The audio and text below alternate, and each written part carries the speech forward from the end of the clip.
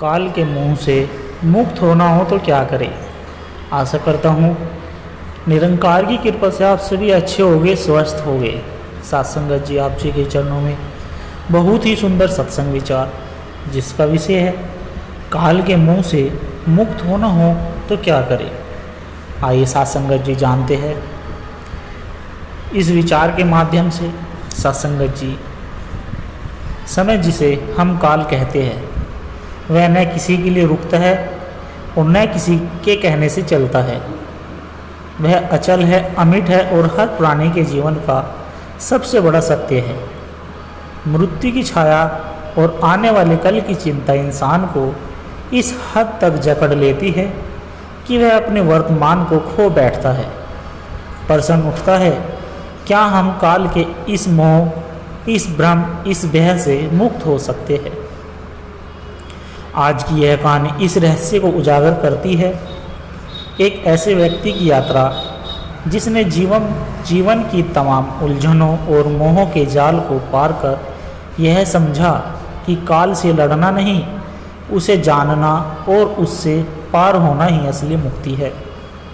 सत्संगत जी, माधव एक ग्रामीण विद्यालय का शिक्षक था। संयमी जीवन, सत्यवादी, लेकिन अंदर से हर समय एक डर से घिरा हुआ। अगर कल कुछ हो गया तो उसे समय की हर टिक टिक अपने जीवन का अंत लगती थी। जीवन के हर छोटे निर्णय में वह मृत्यु की आशंका खोजता। यह भय धीरे धीरे उसके जीवन का हिस्सा बन गया। एक दिन गांव में एक साधु आए जिनका नाम स्वामी आत्मबोधानंद था। माधव ने सत्संग में भाग लिया। सत्संग का विषय था काल का सत्य और आत्मा की अमरता। पहली बार माधव ने सुना कि आत्मा अजर है। काल केवल शरीर को छूता है, आत्मा को नहीं। यह विचार उनके मन में घर कर गया। माधव ने स्वामी जी से मार्गदर्शन मांगा। स्वामी जी ने कहा, काल से मुक्त होना हो तो 3 चीज़ें साधो: ध्यान, सेवा और समर्पण। उन्होंने उसे एक साधना दी। रोज़ सुबह 4 बजे उठकर 15 मिनट आत्मा पर ध्यान केंद्रित करना, फिर 1 घंटे किसी सेवा कार्य में लगाना। शुरुआत में माधव को अनेक समस्याएं आई। आलस्य, परिवार का विरोध, समाज की बातें, लेकिन हर बार जब वह डगमगाता उसे स्वामी जी की एक बात याद आती, जो मृत्यु से डरता है वह जीवन कभी नहीं जी सकता। एक दिन माधव ध्यान करते हुए ऐसा अनुभव करने लगा मानो शरीर और समय से परे हो गया हो। उस क्षण उसे समझ आया, मैं शरीर नहीं, मैं आत्मा हूँ।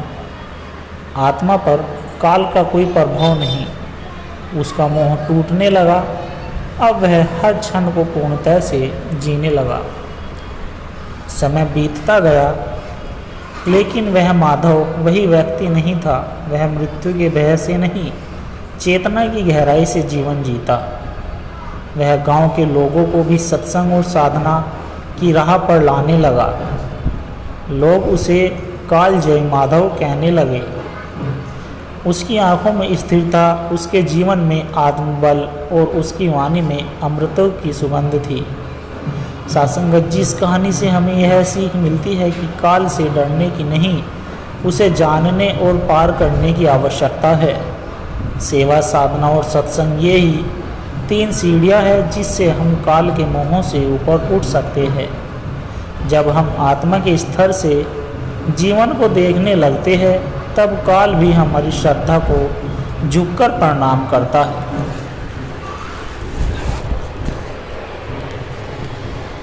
सत्संगत जी, प्राचीन भारत में एक महान राजा हुआ करता था, राजा विक्रमकेतु। वह बलवान, बुद्धिमान और न्यायप्रिय था, लेकिन एक बात ने उसके मन की शांति छीन रखी थी। वो था मृत्यु का भय। वह सोचता, जब सब कुछ नश्वर है तो मैं इस जीवन में क्या बचा पाऊंगा। उसका यह डर उसे रातों को जगाए रखता था। उसने तय किया कि वह उस संत को खोजेगा जो उसे काल के मोह से मुक्त कर सके। राजा ने अपना सिंहासन त्यागा और राजकाज मंत्री को सौंपकर साधु संतों की तलाश में निकल पड़ा। मार्ग में वह कई योगियों, ज्ञानियों और पंडितों से मिला, पर कोई संतोष नहीं हुआ। सब उसे ग्रंथों का ज्ञान देते, लेकिन उसके भीतर का डर कम नहीं होता।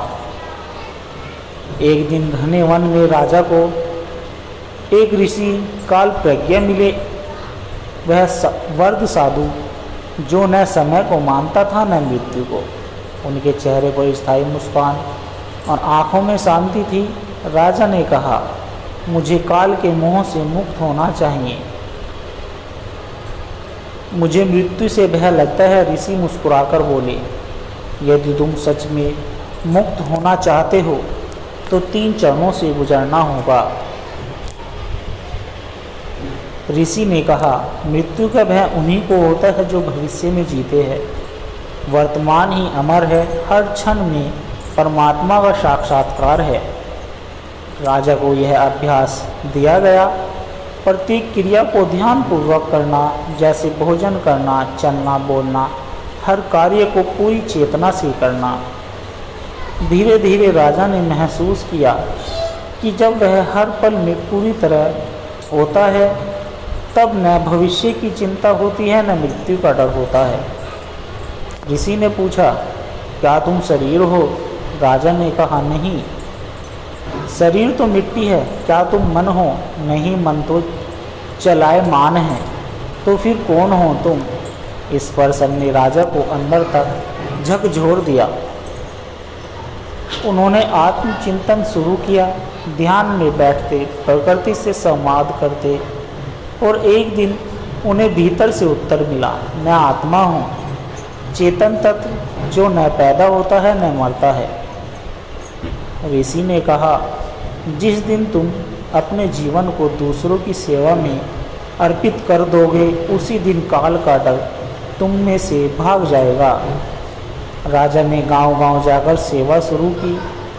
बीमारों की मदद, गरीबों को भोजन, बच्चों को शिक्षा, हर सेवा में उसे आनंद मिलने लगा।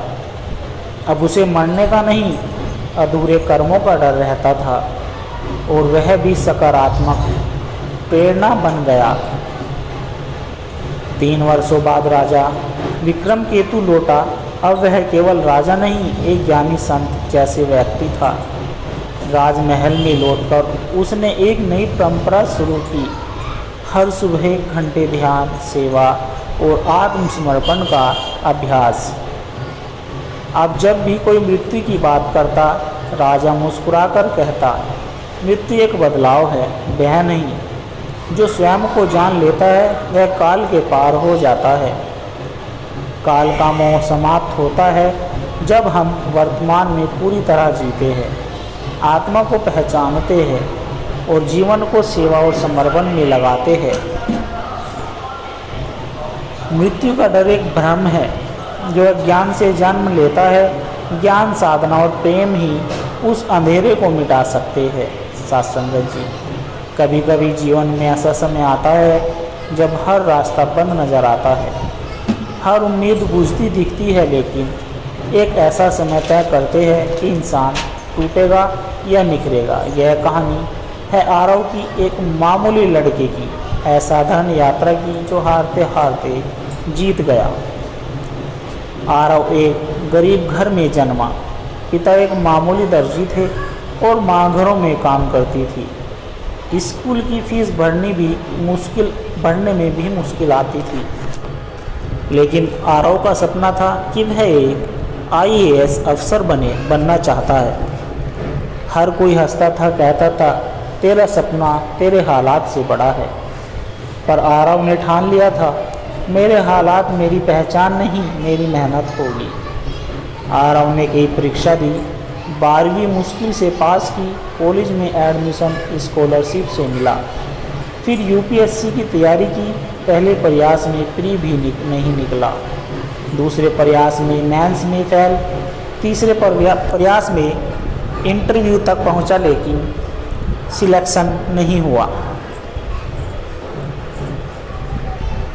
हर बार समाज ने ताने मारे, रिश्तेदारों ने मजाक उड़ाया, लेकिन एक बात आरव ने खुद से कही, मैं गिरा हूँ, हारा नहीं।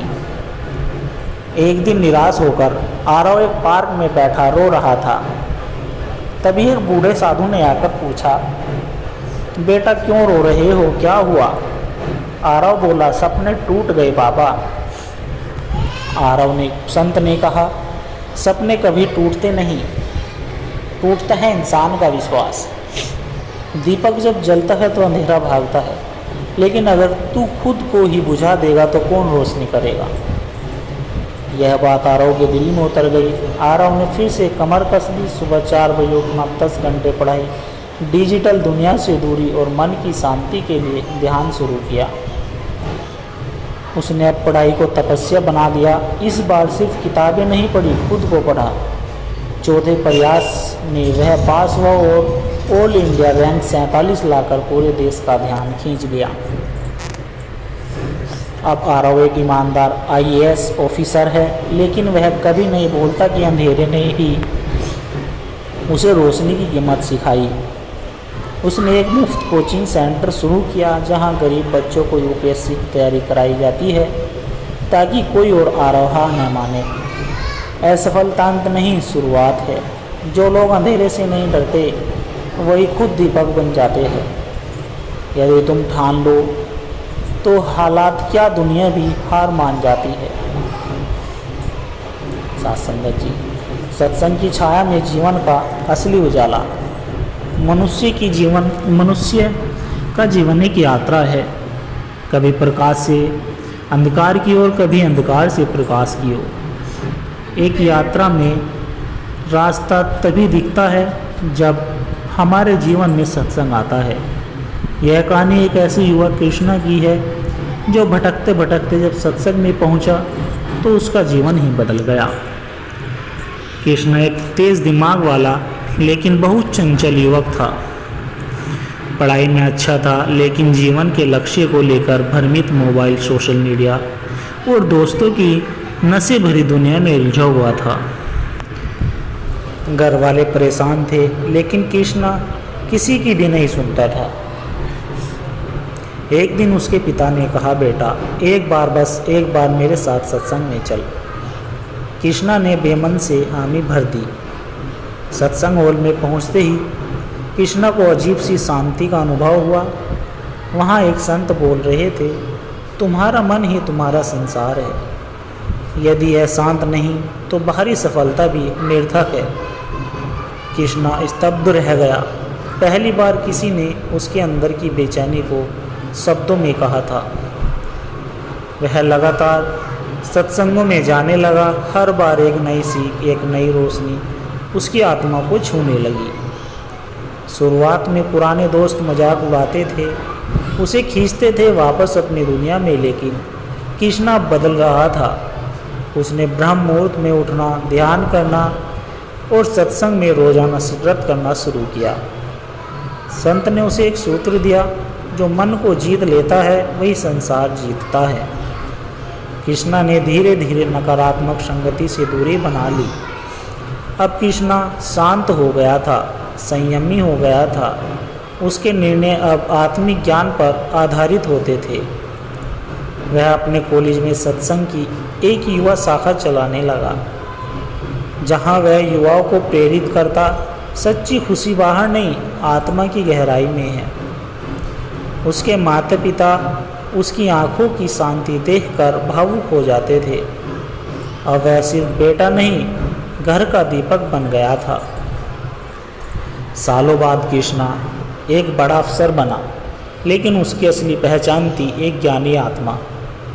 उसने एक बार सत्संग में कहा, मेरी डिग्री, मेरी नौकरी, नाम सब कुछ सत्संग की देन है। अगर मैं सत्संग नहीं गया होता तो आज भटक रहा होता। सत्संग वो दर्पण है जिसमें आत्मा खुद को पहचानती है। सत्संग वो दवा है जो मन के रोगों को हराती है। सत्संग वो दीपक है जो जीवन के अंधकार को मिटाती है। सत्संग जी, अगर जीवन में अगर जीवन में स्थिरता, शांति और सच्चा आनंद चाहिए तो सत्संग से बड़ा कोई साधन नहीं।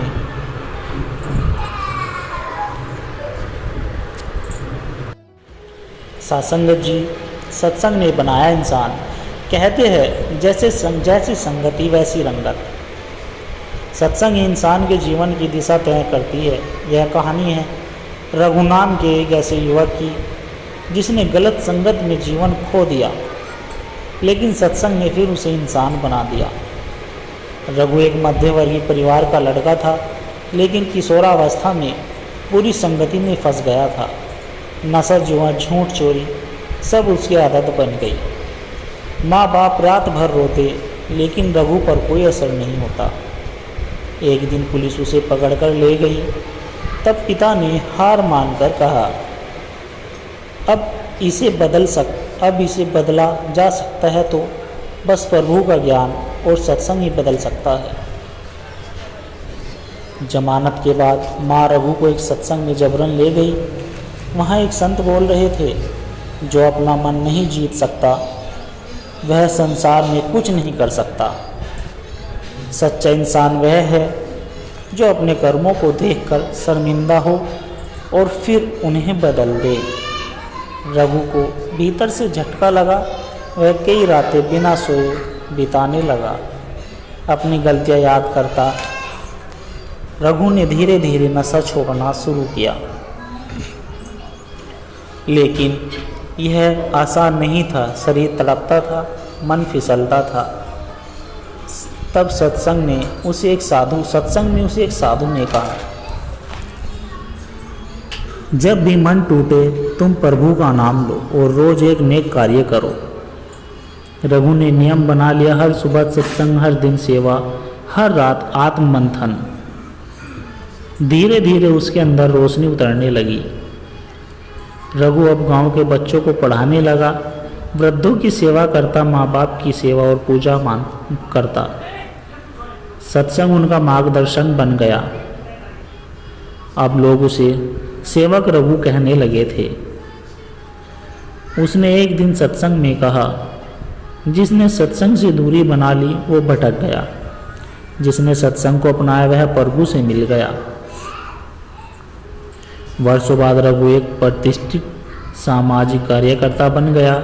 जब कोई उससे पूछता तुम्हारा जीवन कैसे बदला, तो वह मुस्कुराकर कहता, मुझे किसी जेल ने नहीं,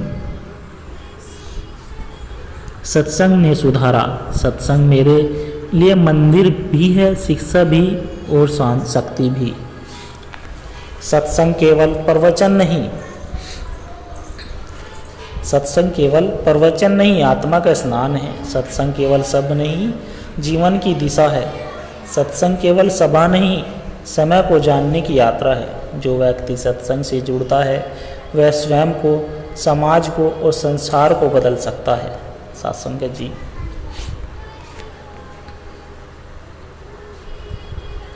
दिए की तरह जलता रहा। हर इंसान के जीवन में एक ऐसा मोड़ आता है जब चारों ओर अंधेरा होता है। कोई साथ नहीं, कोई उम्मीद नहीं, लेकिन फिर भी अगर भीतर का दिया जलता रहे तो वही अंधेरे को रोशन कर देता है। यह कहानी है अर्जुन की, एक छोटे से गांव के लड़के की, जो हर असफलता से सीख गया, गिरता गया, सीखता गया, लेकिन कभी बुझा नहीं।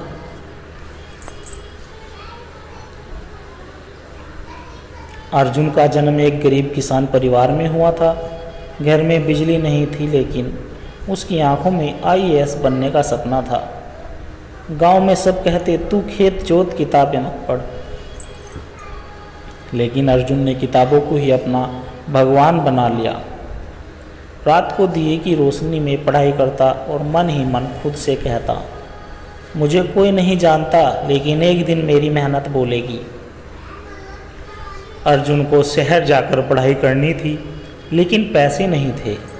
उसने मजदूरी की, सब्जी बेची और वहीं से पढ़ाई शुरू करता रहा। परीक्षा दी, पहली बार फेल हुआ, दूसरी बार भी फेल हुआ। रिश्तेदारों ने कहा, सपना देखना छोड़ दे अर्जुन, ये तेरे बस की बात नहीं।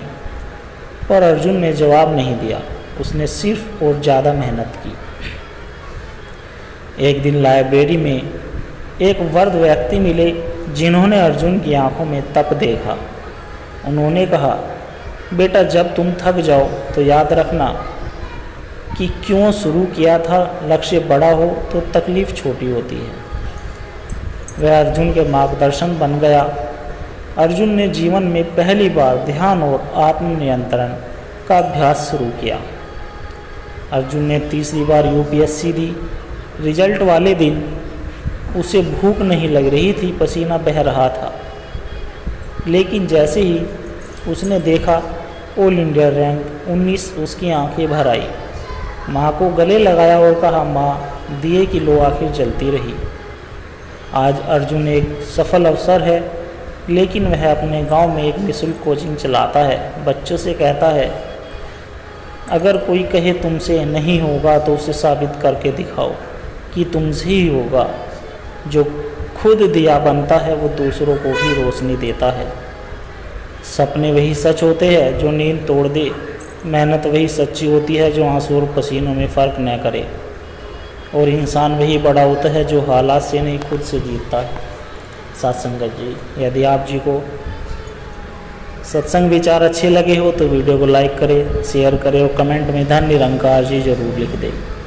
और दास को आशीर्वाद देंगे हर रोज़ आप जी के चरणों में ऐसे ही प्रेरणादायक कहानी विचार, सत्संग विचार लेकर आता रहूं। सत्संगत जी दास के चैनल सोना इंस्पायर विचार को भी सब्सक्राइब जरूर कर दें। प्यार से कहना, धन निरंकार जी।